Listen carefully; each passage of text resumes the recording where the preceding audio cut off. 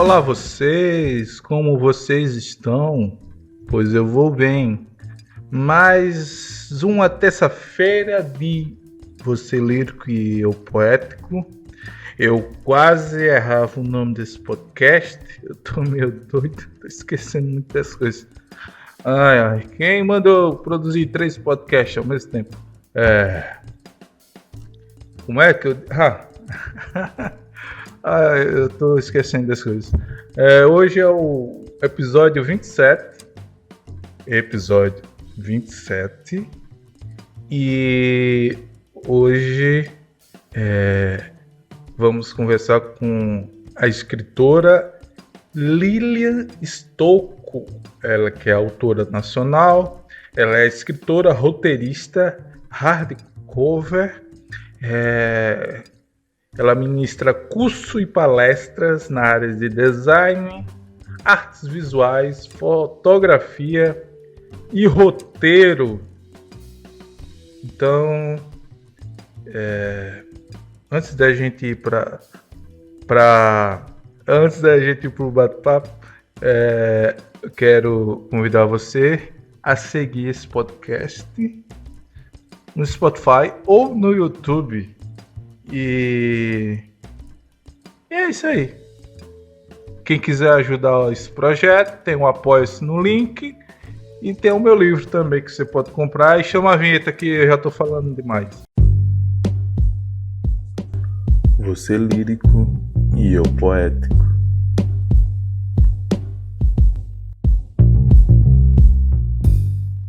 Boa tarde. Boa tarde. Eu quero agradecer por você aceitar participar desse podcast e é um enorme prazer estar com você nesse momento conversando sobre literatura, livros e muito mais que a gente só vai descobrir que a gente vai conversar no momento que a gente estiver conversando. E no primeiro momento, nesse podcast, eu sempre faço com o nosso convidado, é que o convidado se apresente para os ouvintes desse podcast. Você pode se apresentar para os nossos ouvintes? Sim, primeiramente eu gostaria de agradecer a oportunidade, né? Eu sempre gosto de poder falar um pouco mais sobre o meu trabalho, conhecer novas pessoas, conhecer novos canais, como o seu canal. Então, muito obrigada pela oportunidade, né? E vou me apresentar rapidamente para a galera me conhecer. Eu sou Lilian Stocco, sou autora nacional. Eu venho trabalhando na parte de literatura há mais ou menos uns 8 a 9 anos, né? Como eu gosto de brincar, eu falo, minha formação é bem diversificada, né? Porque além de autora, eu sou designer, fotógrafa, artista visual, trabalho com animação, tenho minha marca própria de trabalhos manuais e sou professora também, então a gente faz um pouquinho de cada coisa, né? A gente vai se divertindo um pouquinho em cada ramo. E a literatura veio graças às artes, né? As artes visuais e as artes também teatrais, né? Porque eu também trabalhei com teatro um bom tempo, aí, uns 5 anos. Uhum. Onde eu comecei a escrever roteiros para o teatro, e daí que saiu as primeiras ideias para futuramente começar os romances, os livros didáticos, os fotolivros e assim por diante. Então esse é um pouquinho aí da minha história, para a turma me conhecer melhor. Como eu posso te chamar? Lilian Stocco, ou só Lilian? Lilian. Você se apresentou todos os seus trabalhos, tudo que você faz na sua vida. Minha primeira pergunta é: como é que você tem tempo de ser todas essas facetas suas de trabalho? Olha, todo mundo pergunta isso, hein? Tem gente que até pergunta qual é a receita mágica, se eu tenho um clone meu, se eu tenho uma irmã gêmea que trabalha assim em regime de escravidão para ver se eu consigo fazer todas essas coisas funcionarem.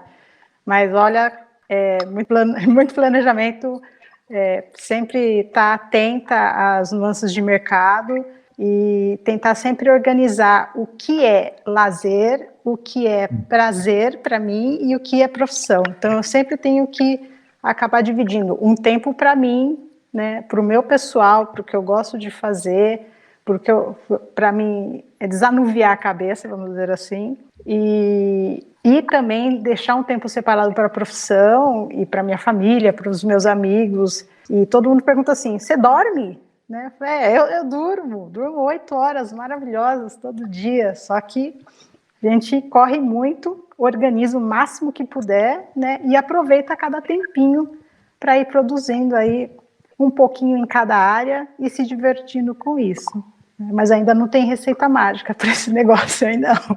Eu queria uma receita mágica dessa, se houvesse.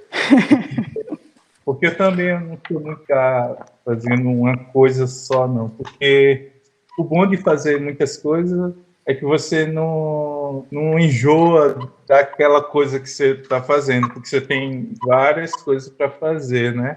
Então, eu penso assim.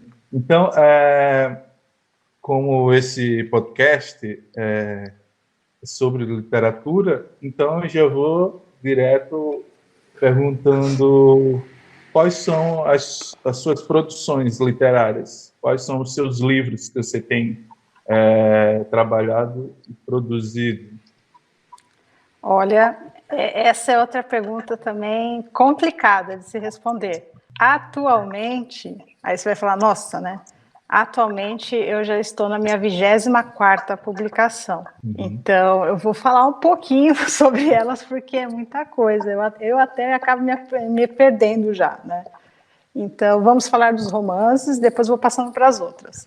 Os romances que eu tenho são uma duologia, que é Os Sete Segredos, e o Além dos Sete Segredos, que é 2 romances new adult. Inclusive, dia 12 de junho agora, às 15 horas, a gente vai ter o relançamento de Além dos Sete Segredos, com uma edição especial, né? E vamos ver, né? Vamos ver o que a galera vai falar aí dessa edição especial, do que vai vir.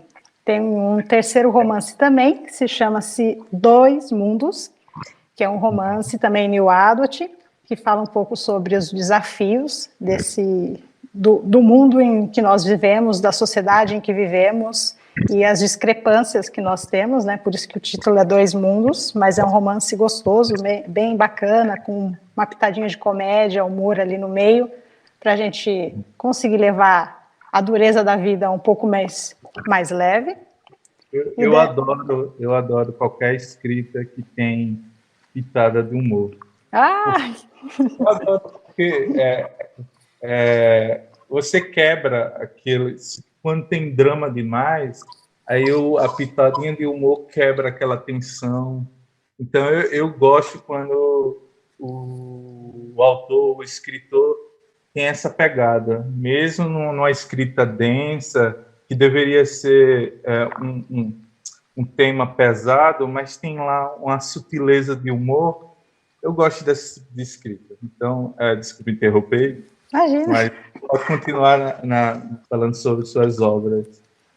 Os 3 romances que eu tenho, então você vai gostar, porque os 3 têm pitado de humor, assim, e principalmente os 2 primeiros, que é os Sete Segredos e o Além dos Sete Segredos, tem um personagem a mais aí, que é o inconsciente da personagem principal. E ele é terrível. Nossa, você precisa ler para você depois dar a sua opinião, se está aprovado o inconsciente da personagem Laís ou não. Porque todo mundo que lê fala, eu queria esse inconsciente para mim. Ele fala mesmo na lata, é super engraçado ele. Falei, tá vendo? Aí os outros livros que eu tenho são fotolivros, onde 9 desses fotolivros eu retrato eventos culturais aqui do município onde eu moro, em Santana de Parnaíba.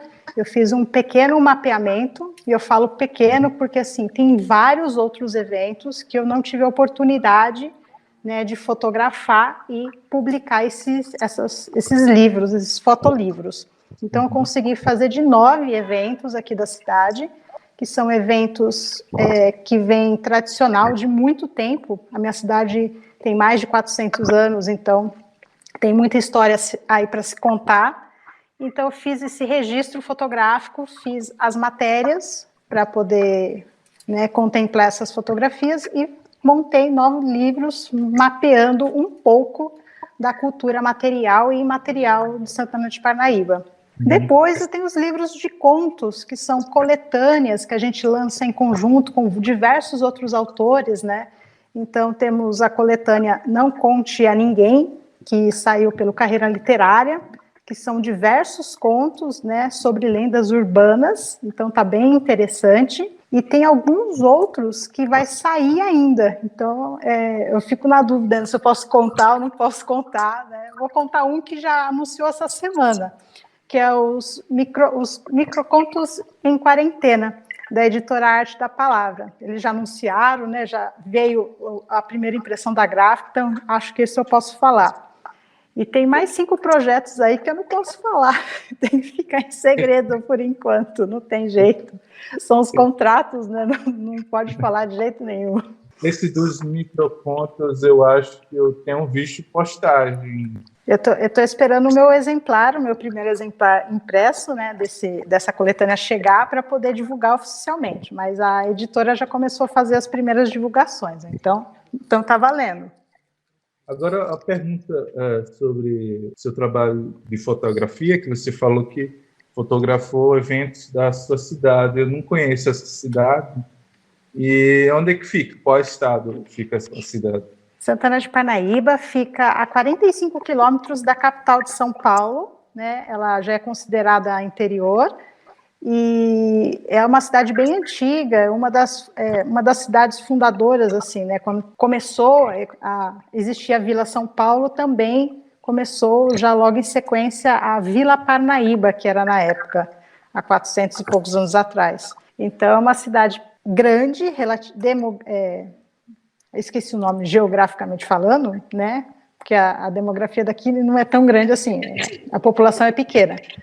Mas a parte cultural histórica dela é muito grande. Então, tem muitos eventos que mesclam religião, mesclam a parte de escravidão também dos escravos, quando trabalhavam aqui obrigados, e também pega a parte de cultura, mesclando afro, português, italiano. Então tem africano, português, italiano, japonês, tem várias mesclas de cultura que acabam gerando esses eventos culturais comunitários que ocorrem na cidade, no município, ao longo do ano inteiro.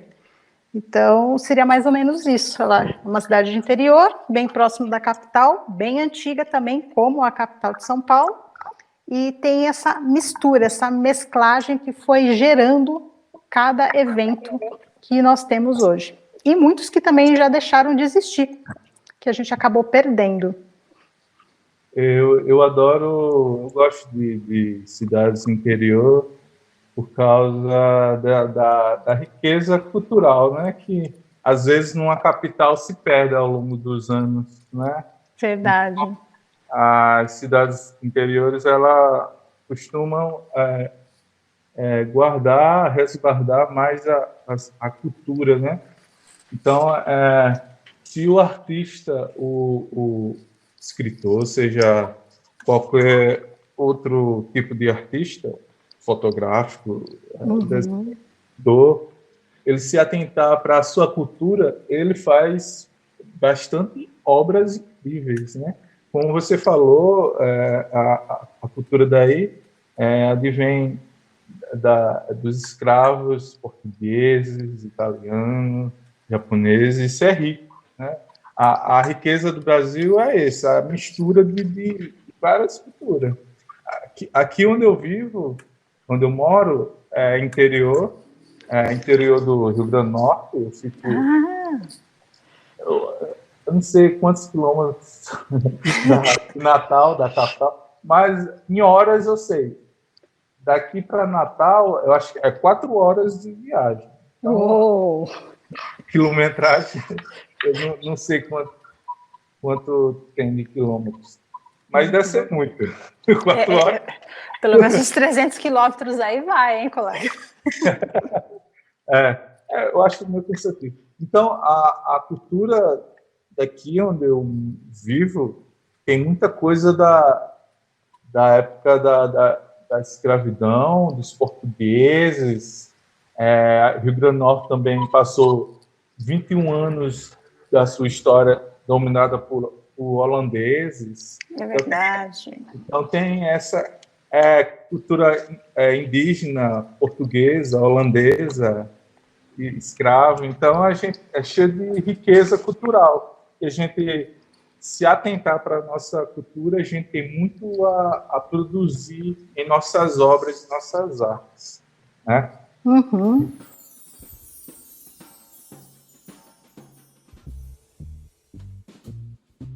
Você que está ouvindo esse bate-papo maravilhoso, desculpe interromper no meio, mas eu vim aqui para falar para vocês, e quem quer ajudar a manter esse podcast, tem duas formas que você pode ajudar esse produtor aqui que vos fala. Uma é você comprando o meu livro, Meu Despertador Não Tira Minha Dor, que eu vou deixar o link na descrição desse episódio. Ou a outra forma é no Apoia-se, que você pode encontrar no link no meu Instagram. Na bio do meu Instagram tem um link do Apoia-se. E outra forma que vocês podem ajudar o podcast é você seguindo esse podcast no Spotify, se inscrevendo no YouTube e compartilhando para o seu amigo que também gosta de bate-papo, que também gosta de literatura, de livros e esse universo literário.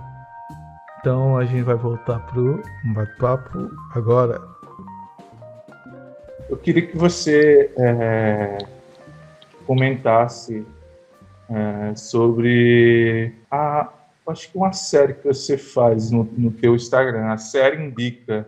Ah, sim, com prazer. A série Indica nasceu de uma ideia bem legal, né? Que assim, eu sou autora nacional, faço minhas publicações todas independentes, né? E é difícil, é complicado, é complexo a gente achar ajuda, apoio das pessoas. Muitas vezes a gente se depara com muitos nãos, né? Então, eu criei a série Indica exatamente para tentar abrir uma porta para quebrar um pouco esses nãos. Eu vejo pouca divulgação de autores e seus trabalhos, livros nacionais. Então, fazendo uma pesquisa pelas redes sociais, eu vi pessoas que faziam resenhas, eu vi pessoas que faziam entrevistas com os autores, mas eu senti falta de alguém que lesse um pedaço da história que fosse, para a pessoa conhecer a forma como que era escrita, como aquele autor trabalha as palavras, como que ele elucida, né? Então, a gente teve essa ideia de criar a série Indica de forma gratuita para os autores, onde todos os autores que me procuram com uma obra ficcional podem ter o seu espaço ali sem nenhum problema, tanto que eu vou agendando para os autores que chegam até mim por ordem de chegada, para ser bem democrático mesmo. Você entrou em contato comigo, a gente vai ler a agenda. Que para divulgação, para as pessoas conhecerem um pouco mais desse trabalho, conhecerem um pouco mais da escrita, a diferença de cada autor, a diferença da escrita de cada autor, né, cada rumo que o autor segue. E todo domingo, às 15 horas, há mais ou menos já uns... Nossa, vai dar um ano, já vai fazer um ano a série Indica. Já estamos indo para a terceira temporada, que a gente começou em julho, agosto do ano passado, então daqui a pouco vai dar um ano já.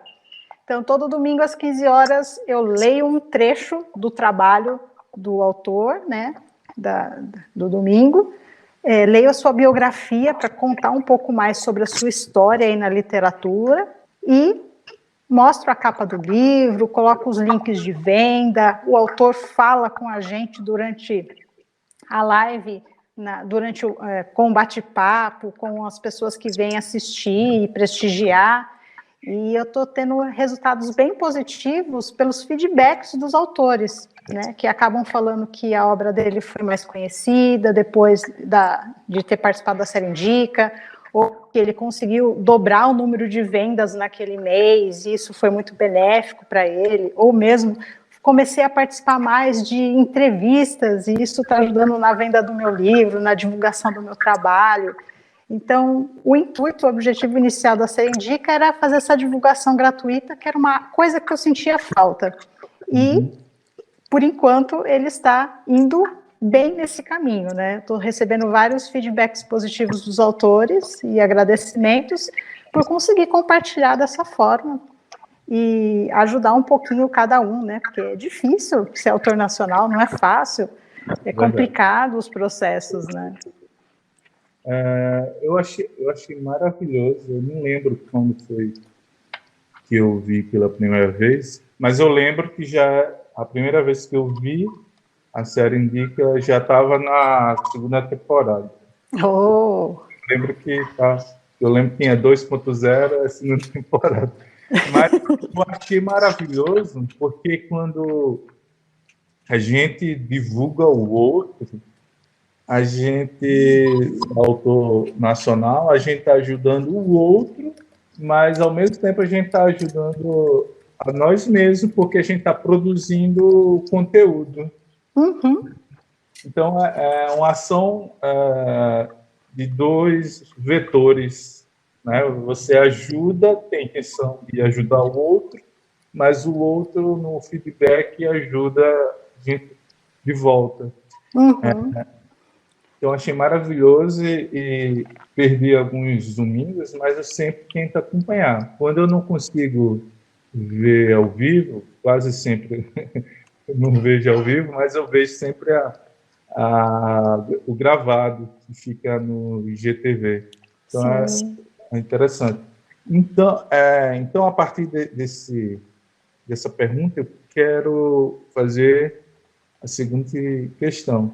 Como essa série Indica, ela foi parar no Geração Indica, que é um paralelo do que você já fazia no seu Instagram, agora tem no Geração Literária. Como foi que você foi parar a fazer isso? Eu fui para lá da seguinte forma, eu estava lá no Instagram, né, olhando as páginas e tal, e tinha um post assim falando: venha participar do Geração Literária, grupo de autores para auxiliar na divulgação e tal. E eu sou autor nacional, né? Falei, não, eu preciso ser ajudada também, né? A gente ajuda, mas a gente também precisa de ajuda. Aí eu entrei no grupo, comecei a conversar com o pessoal da organização, com os autores que estavam lá dentro. Aí, do nada, eu virei e falei, ó, eu tenho o programa que eu faço, né, para ajudar os autores, que é a série Indica de domingo. Se vocês quiserem, a gente pode fazer uma série Indica especial para dentro dos autores, do grupo de autores do Geração Literária. A gente grava, vocês sobem, né, fazem lá a montagem, eu ajudo um pouquinho, vocês ajudam um pouquinho, os autores também são beneficiados. E daí a gente começou a fazer as gravações, e agora eu acho que já faz 2 meses que a gente está gravando, né? O último episódio foi com a autora Ilma Pereira, e estamos indo, temos uma lista enorme já de autores para fazer. Eu sempre fico para mandar o meu livro, só que eu fico... Poxa, manda! Não, porque minha escrita é meio estranha, até para mim mesmo. Eu acho que as pessoas não vão entender o que eu escrevi. Ou se entender, vai achar ridículo. Larga disso, rapaz. Não faz isso com você mesmo. Manda aqui que a gente dá uma olhada, lê, compartilha com a galera. Estamos abertos para todas as escritas, é isso aí. Depois eu vou saber como é os trâmites para enviar. E vou ter essa coragem aí. As portas estão abertas, aproveita. Obrigado. E eu queria também perguntar, que eu vi você também fazendo outra parceria. Estou tentando encontrar aqui o nome, isso aqui eu esqueci. Da editora Itapuca? Não, não, não. É um que você... É Felina. Você fez um vídeo ali com Do a Felina. Felina. Só que eu não conheço o que seria isso, a Felina. A Felina é um outro grupo, né? Eu tenho associação com 4 grupos, né? Eu posso até falar um pouquinho de cada um. Então, temos aí o Geração Literária. O Felina, ele é um grupo de escritores também que se reuniram para conseguir se ajudar e ajudar os autores nacionais. Então, semanalmente, eles têm uma grade de programação onde eles fazem entrevistas, bate-papos, divulgam os livros dos autores nacionais.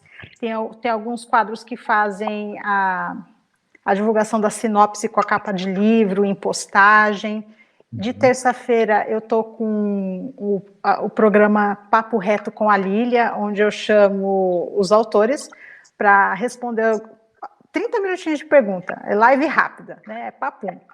Mas para bater um papo mais descontraído, falar sobre as dificuldades da carreira de escritor e as piadas da dona Lilian Stocco, né? Porque daí eu faço piada, falo com o pessoal, com o autor, referente às produções dele, né? Porque geralmente o autor, ele é autor e, sei lá, é design, é fotógrafo, sei lá, farmacêutico, né? Tem uma segunda profissão aí que ajuda a fomentar tudo. Então, sempre eu interligo as perguntas com o mundo da literatura e o mundo da segunda profissão, como a gente chama.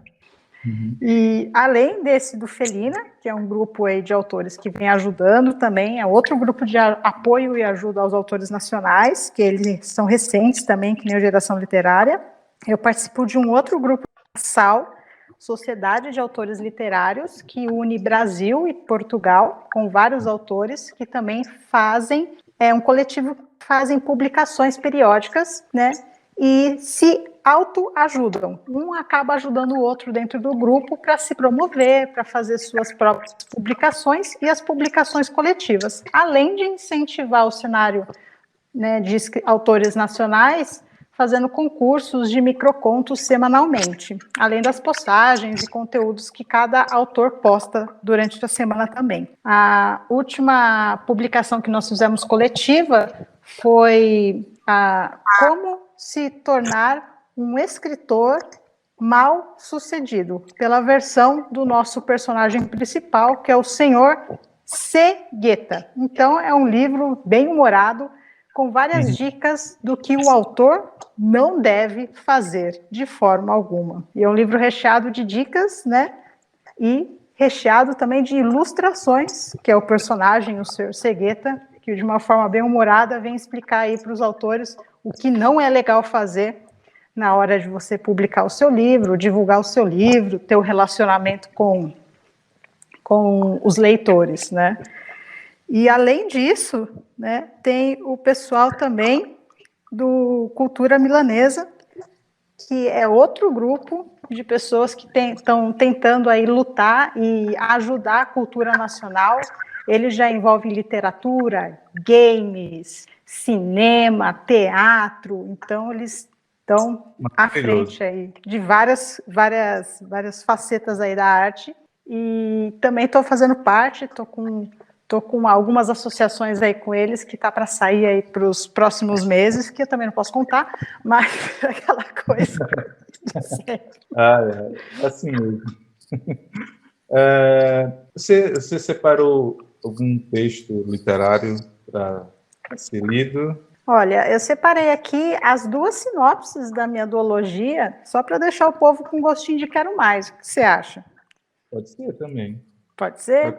Pode. Então, eu vou começar aqui fazendo a leitura da sinopse do primeiro volume, da duologia, e depois eu vou para o segundo, só para ver se o pessoal fica com aquele gostinho de quero mais, como eu digo lá na Série Indica, com aquela pulguinha atrás da orelha, com vontade de conhecer um pouco mais, né?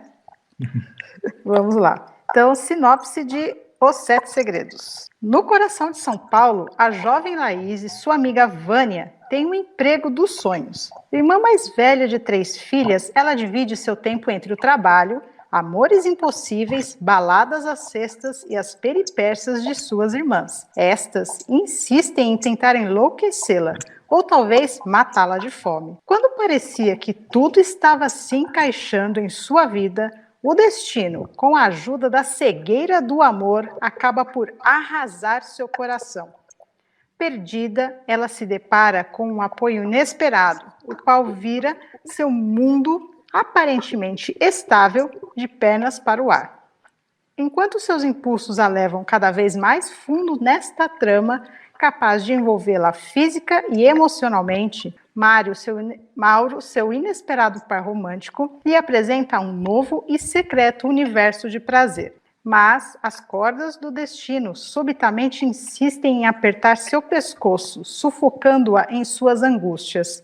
Laís precisará descobrir a força e a confiança que não sabiam que existiam dentro de si, se quiser viver esse novo amor e livrar-se de um passado sombrio que insiste em engoli-la lentamente. Este é a sinopse do primeiro volume, Os Sete Segredos, para vocês ficarem aí pensando.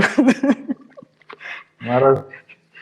Deixa eu ler agora o segundo, então, para fechar aqui.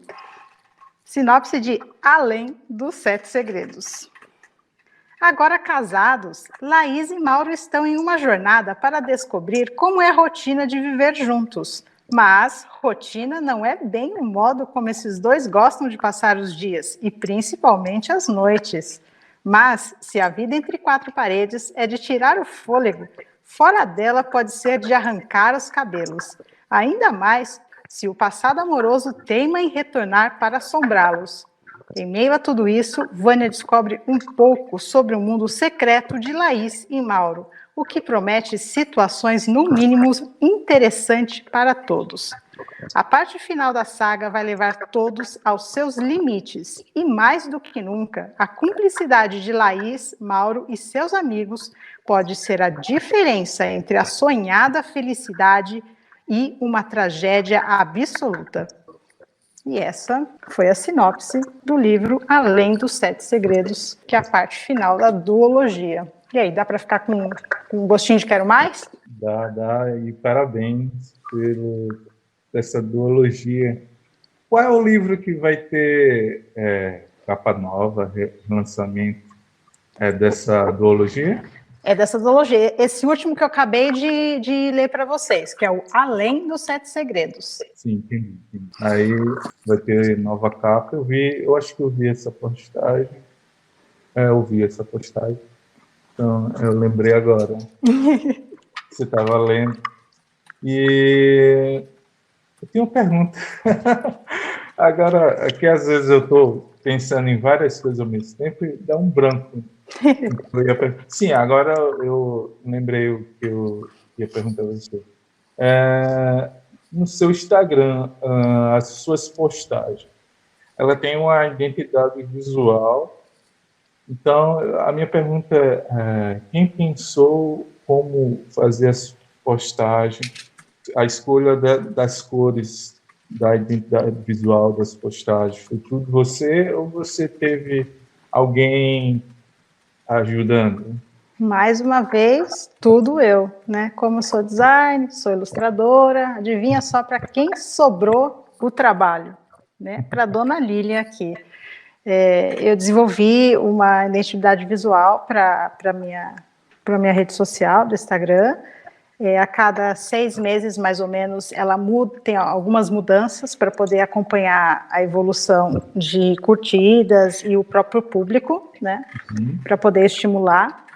E sim, todas as peças eu desenvolvo elas, desenho uma por uma, passo para o computador e do computador, né, a gente faz a arte final para colocar no Instagram. E tem gente que pergunta, nossa, onde é o modelo, né, que você usa para fazer? Não tem modelo, gente, eu fiz modelo na mão mesmo, desenhado lá no Photoshop, no Illustrator, bonitinho, para depois salvar a imagem e subir lá as postagens uma por uma. Então, não tem template, é na raça, na mão, desenhando, pensando nos componentes gráficos de cada uma. Mais um desafio aí para autores, né, para fazer a divulgação. Eu não tenho sua habilidade, o mínimo que eu faço é fazer no Canva, Uhum. próprio celular. O que eu fiz para mim, para minha identidade visual? Escolher as cores que eu ter na capa do livro. Então, tudo que eu postava tinha branco, preto e amarelo, que é para remeter à cor da capa do livro. Da capa do livro. Então, se alguém olhasse para a capa e visse o resto do conteúdo, ia ver uma cor só lá. Mas pensar uma arte, desenhar e para o computador, não tenho essa habilidade não, e parabéns para você por ter essa habilidade aí. E você tem muito recurso, é recurso demais para uma pessoa só. É recurso demais para uma pessoa só, por isso que você é você, por isso que você é Lília. Por isso que Lília é Lília, né? Olha, nesse momento do podcast, eu sempre pergunto para os meus convidados sobre influência literária. A gente pode dividir as influências literárias nacionais e estrangeiras, se puder. Geralmente, eu peço para a pessoa fazer um top 3, ou no máximo top 4, se não conseguir fazer o top 3, de autores nacionais e estrangeiros que influenciam a sua escrita, a sua forma de ver a literatura, a arte, a sua escrita. É isso aí. Eu acho que eu falo demais, às vezes a pergunta que eu faço lá no final, mas eu acho que você entendeu. Eu entendi. Eu sou meio tapada assim para nomes, tá? Então eu posso errar assim vergonhosamente, mas a gente está aqui com a cara tapa, né? Então vamos lá. Eu sou péssima para guardar nomes, principalmente nomes estrangeiros. Eu morro para conseguir falar. Mas vamos lá. Eu me inspiro por momentos. Então, assim, por exemplo, se eu estou escrevendo uma ficção, eu vou utilizar como base algumas leituras que eu já fiz anteriormente e vou usar naquele momento aquelas referências. Então, eu vou fazendo por etapas, eu acho mais fácil, né? Então, autores, né, escritores que eu gosto muito da forma como escrevem, da forma como desenvolvem o seu enredo, seja dentro do meu nicho ou não, né, dentro do que eu estou escrevendo ou não, é a Margaret Atwood. Também, eu sempre esqueço do Asimov o nome, Isaac Asimov, que é de ficção científica. Uhum. Brasileira, que eu estou babando, né, bastante assim por ela, é a Heloíse Soviersovsky, e é brasileira, mesmo pelo nome, tá? Vocês não vão depois se confundir, que também é de ficção. De romance, assim como eu escrevo romance, né? É a Megan Maxwell, maravilhosa, linda, adoro ela. E uso muito a parte cômica que ela utiliza na sua escrita para me inspirar, para me escrever também as partes cômicas da minha escrita, né? Que ela escreve tiquilite e eu gosto muito dessa área para poder desenvolver a história e os personagens. E eu não posso deixar de falar, né, de quem escreveu Star Wars, gente. Não, né? Não dá. Porque eu adoro ficção, então não tem jeito. Bom demais, maravilhoso. Como você falou, tem sempre uma escritora na sua lista com uma veia de humor. Uhum. E eu, na minha opinião, que eu acho que não serve nada, brincadeira, mas na minha concepção de escrita, para mim, os escritores que têm essa veia humorista, que consegue colocar essas pitadas de humor, são os escritores mais sagazes, mais inteligentes que tem na escrita. Porque você ir para o humor sem ir para o... Sei lá, ir para o humor sem ir para o bobo é uma linha tênue, né? Então, você ir para ter uma pitada de humor, mas ainda continuar com a escrita boa, eu acho que é uma dificuldade que eu acho que nem todo mundo consegue escrever, né? Fazer uma coisa séria, mas com uma leveza de humor. É o famoso sério engraçado. Não sei se você concorda comigo, mas...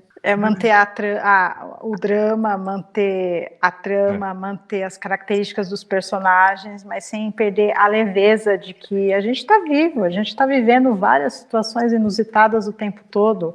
Uma hora nós estamos vivendo situações positivas, outras negativas, e como a gente se levanta disso, né? E o personagem, em qualquer livro que seja, ele também vai ter esses desafios, os positivos, os negativos, dentro de uma ficção ou não, mas a gente tem que seguir em frente. E como esse personagem vai seguir em frente, né? Às vezes, essa pitada, essa leveza, essa pitadinha de humor ajuda a gente a dar uma quebra, né, numa tensão muito grande e mostrar que temos que dar o próximo passo.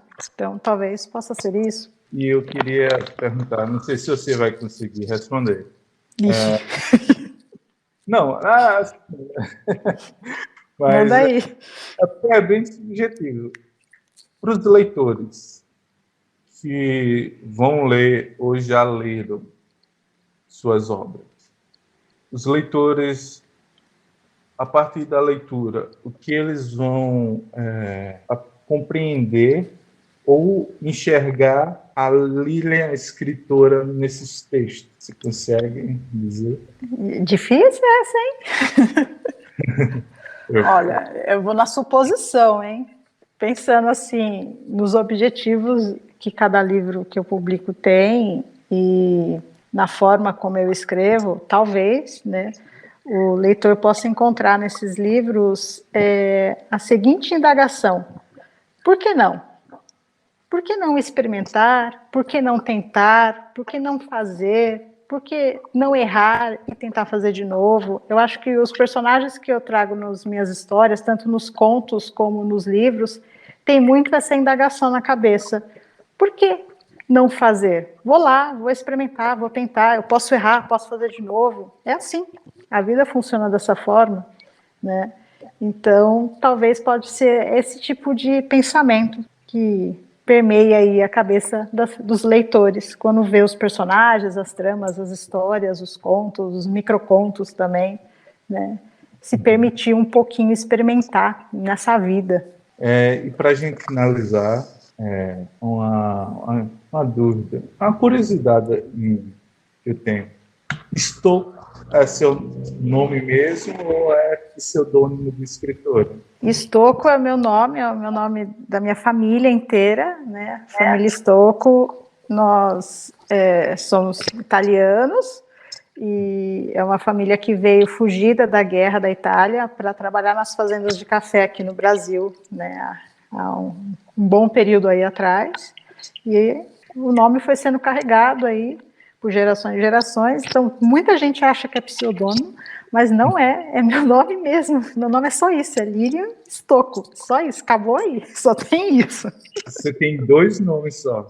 Só, o nome e sobrenome acabou, ficou aí. Maravilha, maravilha. Eu queria ter um nome mais curto também. Principalmente eu tenho dislexia, então eu demorei a aprender a escrever meu próprio nome. Não ajuda, né? Isso é muito longo, às vezes vai complicar. Meu nome não é fácil. Né?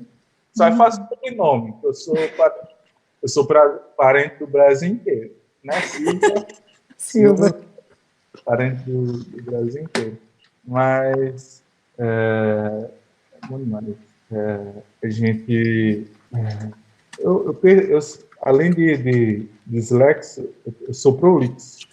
Então, no meio da fala, às vezes eu esqueço do que eu estou falando. Tudo bem, eu esqueço o nome dos meus próprios personagens, qual que é o problema? Isso aí acontece com você também? Todo mundo acontece isso. A turma fala, não, porque isso acontece comigo. Mentira! Não, mas isso me ser prolixo é ruim demais na gravação do podcast, porque eu também sou editor. Quando eu estou editando, eu estou ouvindo fala, aí o que eu quis dizer aqui? Às vezes na edição eu corto fala, reduzo fala para fazer sentido. Provavelmente, nesse momento agora, na hora da edição, eu vou tirar uma parte aqui para quem está ouvindo, para ouvir com sentido. Mas, agora, para finalizar, mais uma vez eu agradeço a sua disponibilidade, agradeço por você ter aceitado a participar desse podcast, e que foi uma tarde maravilhosa nesse bate-papo com você. Eu que agradeço imensamente por poder participar, compartilhar um pouquinho, bater um papo gostoso, se divertir, é bom, faz bem, fechamos uma tarde muito bem, isso é muito legal. Espero que a galera aí que vai assistir depois, né, o podcast, deixe seus comentários, fala, pergunta aí, pode mandar, a gente responde, vou ter o maior prazer em poder compartilhar um pouco mais. E, mais uma vez, obrigado e tchau. Tchau, um ótimo final de semana, brigadão, e qualquer coisa é só colocar lá no Instagram que a gente vai se falando, tá bom? Ok, tchau. Tchau.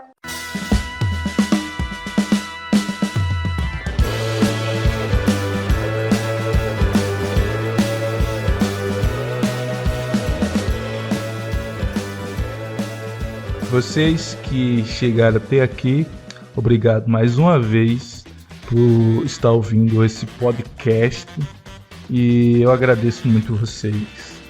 Eu agradeço.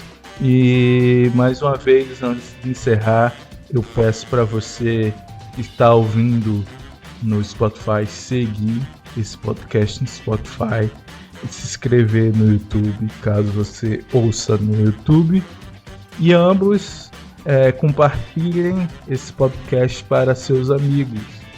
E mais uma vez, quem quer ajudar esse projeto, esse podcast de literatura, vocês podem me ajudar comprando o meu livro, Meu Despertador Não Tira Minha Dor, ou me ajudando no Apoia-se. As duas formas de ajuda vai estar linkado nesse episódio. E eu vou ficando por aqui, então valeu, tchau!